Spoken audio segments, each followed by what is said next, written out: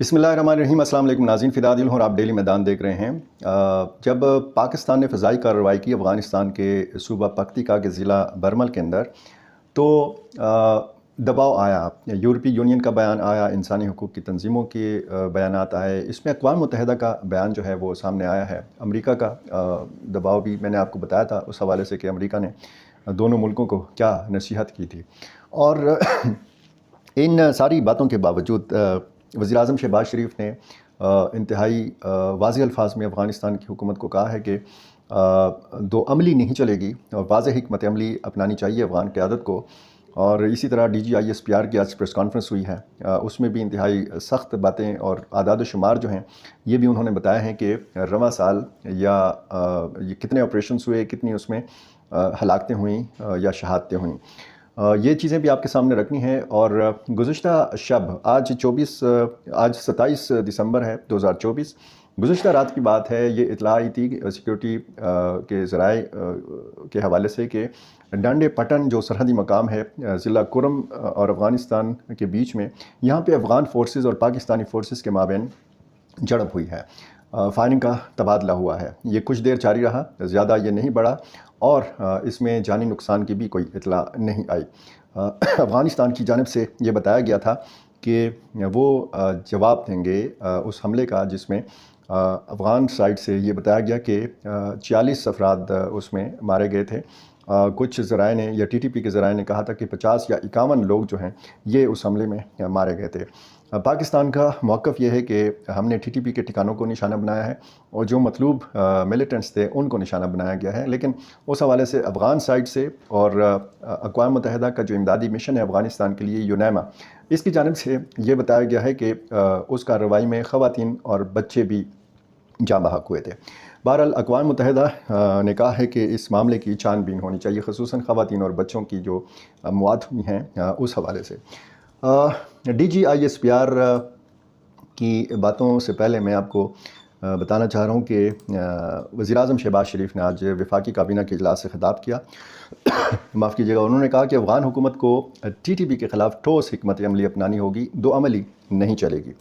उन्होंने कहा कि अफ़वाज पाकिस्तान और कानून नाफिज करने वाली एजेंसियाँ दहशतगर्दों के ख़िलाफ़ पूरी तरह सफ़ आरा हैं। और सब ने देखा कि कुछ दिन पहले बहुत बड़ा हादसा हुआ जिसमें 16 सिक्योरिटी अहलकार शहीद हुए और कल ही शुमाली वज़ीरिस्तान में मिलिटेंट्स को मारा गया था। हम इसके नतीजे में एक मेजर शहीद हुए हैं। वज़ीर-ए-आज़म शहबाज शरीफ ने कहा कि अफ़गानिस्तान हमारा हमसाया बरादर मुल्क है। हमारी दिली ख्वाहिश है कि हमारे अफ़गानिस्तान के साथ ताल्लुकात बेहतर हों और हम एक दूसरे के साथ मुआशी मैदान में ताउन करें, जिसके नतीजे में हमारी बाहमी तिजारत को फ़रोग़ मिले और दीगर सूरतों में और शोबों में भी ताउन बढ़ाया जाए। वज़ीर-ए-आज़म ने कहा कि बदकिस्मती से TTP आज भी अफ़गानिस्तान से ऑपरेट हो रही है और वहाँ से पाकिस्तान में बेगुनाह लोगों को शहीद किया जा रहा है। ये पॉलिसी नहीं चल सकती। अफ़गान हुकूमत को हमने कई बार पैगाम भेजा है कि आपके साथ हम अपने ताल्लुकात बेहतर बनाना चाहते हैं, मगर TTP का मुकम्मल तौर पर नातका बंद किया जाए और उन्हें किसी सूरत इजाज़त नहीं होनी चाहिए कि वो पाकिस्तान में बेगुनाह लोगों को शहीद करें। शहबाज शरीफ ने कहा कि ये हमारे लिए रेड लाइन है कि TTP वहाँ से किसी सूरत में भी ऑपरेट करेगी, ये हमारे लिए काबिल कबूल नहीं है और हम इस पर पाकिस्तान की सालमियत के तकाज़े पूरे करते हुए अपना मुकम्मल दिफा करेंगे।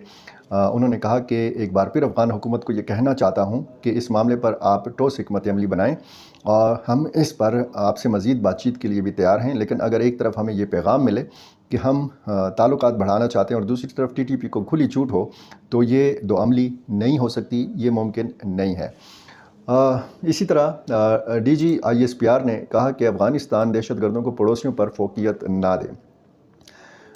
DGISPR लेफ्टिनेंट जनरल अहमद शरीफ चौधरी ने आज प्रेस कॉन्फ्रेंस की रावलपिंडी में और उन्होंने कहा कि पाकिस्तान ने अफ़गानिस्तान में क़याम अमन के लिए कोशिशें की। पाकिस्तान की तमाम तर कोशिश के बावजूद अफ़गान सरज़मीन से दहशतगर्द पाकिस्तान में दहशतगर्दी कर रहे हैं। DGISPR ने कहा कि दहशतगर्दी के ताने बाने अफ़गानिस्तान तक जाते हैं, दहशतगर्दों के नेटवर्क्स को ख़त्म करने में कोई कसर उठा नहीं रखेंगे। उन्होंने कहा कि अफ़गान अबूरी हुकूमत से हर सतह पर दहशतगर्दी के ख़ात्मे के हवाले से बातचीत की। उन्होंने ये भी बताया कि पाक अफ़गान सरहद को बारूदी सुरंगों से पाक कर दिया गया है। उन्होंने आदाद शुमार भी बताए और बताया कि गुज़श्ता 5 सालों में सबसे ज़्यादा दहशतगर्द जो हैं रवां बरस मारे गए हैं, जिनकी तादाद 925 है, जबकि सैकड़ों को गिरफ़्तार किया गया। انہوں نے کہا کہ اس سال سیکیورٹی فورسز اور قانون نافذ کرنے والے اداروں نے عسکریت پسندوں کے خلاف 59,755 آپریشنز کیے ہیں، اور 59,000 آپریشنز جو ہیں یہ انٹیلیجنس معلومات کی بنیاد پر کیے گئے۔ دہشت گردی کے خلاف پاکستان نے ایک طویل جنگ لڑی ہے، اور یہ جنگ ابھی جاری ہے، یہ سلسلہ ابھی جاری ہے۔ D G I S P R بتا رہے تھے، اور یہ بھی بتا رہے تھے کہ یہ جو آپریشنز ہوئے ہیں آپریشنز، ان میں 73 انتہائی مطلوب دہشت گردوں کو مارا گیا۔ انہوں نے کہا کہ کئی کارروائیاں ایسی تھیں جن کو ناکام بنا دیا گیا، اور ان کارروائیوں میں 383 سیکیورٹی فورسز کے اہلکاروں نے جان کی بازی ہار دی۔ ان کا کہنا تھا کہ کارروائیوں میں 2 خودکش بمباروں کو حراست میں لیا گیا، جبکہ 14 مطلوب دہشت گردوں نے ہتھیار ڈالے اور وہ قومی دھارے میں شامل ہوئے۔ ان کا یہ بھی کہنا تھا کہ شورش زدہ علاقوں میں گڈ گورننس، تعلیم اور انصاف سے ہی دہشت گردی کا خاتمہ کیا جا سکتا ہے۔ تو یہ بڑا واضح دو ٹوک پیغام ہے پاکستان کی جانب سے افغانستان کے لیے، افغانستان کی حکومت کے لیے، معاف کیجیے گا۔ اور اس میں سیاسی جو لوگ ہیں وہ بھی خاصی تشویش کا اظہار کر رہے ہیں۔ ایک تو میں نے کل کی ویڈیو میں آپ کو بتایا تھا کہ عمران خان نے باقاعدہ اس پر تشویش ظاہر کی ہے۔ ان کی ہمشیرہ علیمہ خان نے یہ میڈیا کو بتایا تھا کہ ان کو دکھ ہوا ہے کہ پاکستان کی فضائی کارروائی ہوئی ہے افغانستان کے اندر۔ انہوں نے کہا کہ اس طرح کی کارروائی سے خطے میں انتشار بڑھے گا۔ اسد قیصر رہنما ہیں تحریک انصاف کے، انہوں نے کہا ہے کہ افغان معاملے پر پختونخوا کی سیاسی قیادت پر مشتمل جرگہ بنا کر آگے بڑھا جائے۔ انہوں نے کہا کہ افغانستان کے ساتھ موجودہ صورتحال پر ہمیں گہری تشویش ہے۔ دونوں ممالک کو اس صورتحال کو مذاکرات اور سفارتی چینل کے ذریعے حل کرنا چاہیے۔ انہوں نے بتایا، اسد قیصر نے بتایا کہ افغانستان کے ساتھ ہمارا دینی اور خونی رشتہ ہے اور گہرے روابط ہیں۔ مسائل کو مذاکرات کے ذریعے حل کیا جانا چاہیے۔ موجودہ صورتحال خطے میں عدم استحکام پیدا کر سکتی ہے، اسد قیصر کا کہنا تھا، اور انہوں نے وفاقی حکومت سے درخواست کی کہ افغانستان کے معاملے پر تمام سیاسی جماعتوں کو اعتماد میں لیا جائے، خصوصاً خیبر پختونخوا کی سیاسی قیادت پر مشتمل ایک جرگہ بنا کر اس جرگے کی تجاویز کے مطابق معاملہ آگے بڑھایا جائے۔ ہمارا علاقہ جنگ سے بری طرح متاثر ہوا ہے، پچھلے 40-50 سال سے یہ سلسلہ جاری ہے۔ ہم ان جنگوں سے تنگ آ چکے ہیں۔ برادر اسلامی ملک کے ساتھ ایسی صورتحال کسی بھی طرح قابل قبول نہیں ہے۔ جنگ، تشدد اور جارحیت کسی مسئلے کا حل نہیں ہے۔ تمام مسائل کا حل مذاکرات کی میز کے اوپر نکالا جائے۔ اور یہ بھی ان کی جانب سے اشارہ تھا کہ جس طریقے سے مشرق وسطیٰ کی صورتحال ہے، جس طریقے سے یوکرین روس کی لڑائی ہے، ایران اور امریکہ کا معاملہ ہے، ایران اور اسرائیل کا معاملہ ہے، اسرائیل اور فلسطین، اسرائیل اور لبنان کا معاملہ ہے، تو اور شام کی جو تازہ ترین صورتحال ہے، تو ان ساری تبدیلیوں یا جنگوں کے تناظر میں اگر آپ پاک افغان اس خطے کو دیکھا جائے تو پھر صورتحال خاصا سنجیدگی کا تقاضا کرتی ہے، اور اس چیز کا تقاضا کرتی ہے کہ معاملات کو مزید نہ بڑھایا جائے۔ دونوں ملکوں یعنی پاکستان اور افغانستان کے مفاد میں یہ چیز ہے کہ مذاکرات کے ذریعے مسائل حل ہوں، ایک دوسرے کی مجبوریوں کو سمجھا جائے، اور جو افغان قیادت کا موقف ہے یا جو پاکستان کا موقف ہے وہ بجائے اس کے کہ الزامات پر مبنی جو بیانات داغنے کا سلسلہ ہے دونوں جانب سے، وہ سلسلہ رکنا چاہیے، اور مذاکرات کی میز پر یہ تمام مسائل جو ہیں ان کا حل ڈھونڈا جانا چاہیے۔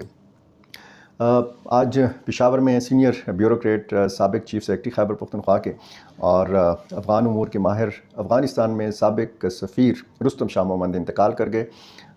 اللہ تعالیٰ ان کے درجات بلند فرمائے۔ آپ نے ان کے بہت سارے تجزیے، تبصرے سنے ہوں گے، پڑھے ہوں گے، لکھتے بھی تھے، اور ہمیشہ انہوں نے اتفاق کی بات کی، ہمیشہ انہوں نے پاکستان اور افغانستان کے قریبی روابط کی بات کی، دونوں ملکوں کے مفاد کی بات کی۔